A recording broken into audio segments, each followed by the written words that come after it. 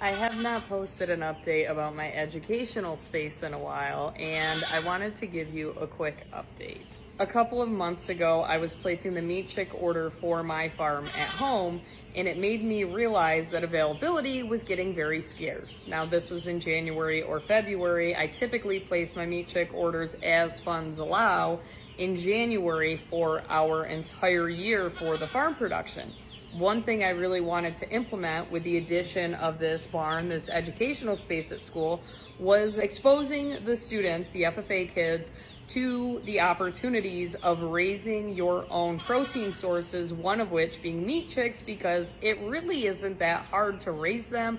And within 6 to 8 weeks, you have something tangible that you can consume. I started shopping around to these chick sources because Cornish crosses is something that's predictable, and I know how to raise them, and I have it down literally to a science of what the expectation is when you're raising them and where your end result will come out at. Now, I am a brand ambassador for Meyer Hatchery, and if you also get those email blasts on Monday, which is their hatch day, they will send an email out with any extra unpredicted availability of chicks, and you can order them spur of the moment. So if you're not already on their email list and you're looking to get chicks, I highly recommend signing up for Meyer's email alerts. Anyway, for school, I didn't want that unpredictability. I wanted a source of chicks that I knew I could order that would be able to be shipped on that date. And since I had placed my own personal farm order with Meyer Hatchery in Ohio a month prior, I needed chicks for my FFA chapter, and they no longer had availability. So I found availability at Meyer's in Pennsylvania. I went on their website and I checked, and they had availability. So they were actually shipped last week. I ordered 40, 42 arrived healthy with no issues. We've not lost any.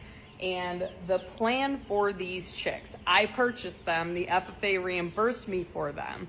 But what we are planning to do with them is to finish them out, have them processed, and serve them at our FFA Banquet this year. Originally, when I ordered them, I didn't really have an end goal in sight for them. I knew that I wanted to raise the Cornish crosses. I knew we had the space to do it. We would have the feed availability to do it.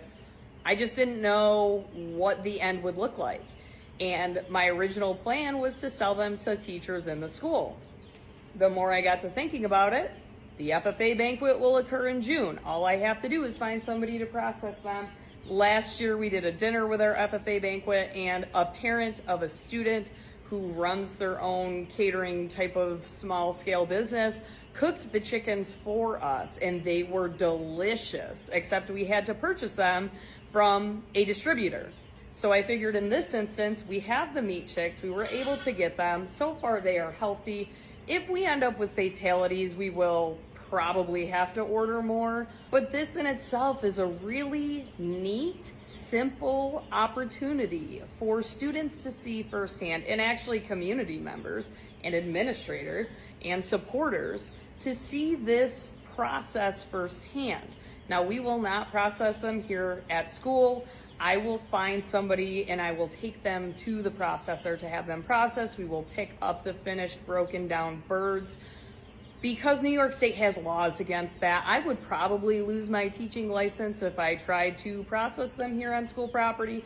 I don't even process my own meat chickens, so it's just easier for me to send them out because I don't have time to do it. Another really neat thing last year was we received a national FFA grant based on a project that I created entitled Hatching the Future, which involved placing incubators in classrooms around the school. Not only did that grant fund the purchase of the incubators, it also funded the setups for small brooders in the classroom. We ordered the brooder setups, I believe, from Premier One. And yes, you can get them cheaper elsewhere, but for us ordering 6 complete sets, this was easier because it included the panels, it included the heat plate, the feeder, this style waterer, and it was very self-sustaining. We were able to pick it up and transport it. So we repurposed it for this purpose in setting up a brooder for the meat chicks. They're too heavy to fly, they will never fly.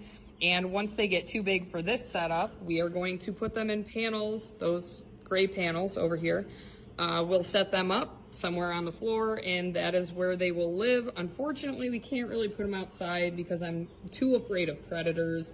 I don't think here at the school we have a lot of creeks around here, a lot of potential predators and wildlife. I just don't want to take that risk. I will do my best to continue to provide updates on our school batch of meat chicks. I don't really have time to do the ag facts of the day, which I mentioned in my video last week, but I will do my best to provide updates on these chicks. In addition, we do have lamb visitors on the regular. These are bottle lambs from my sheep at home.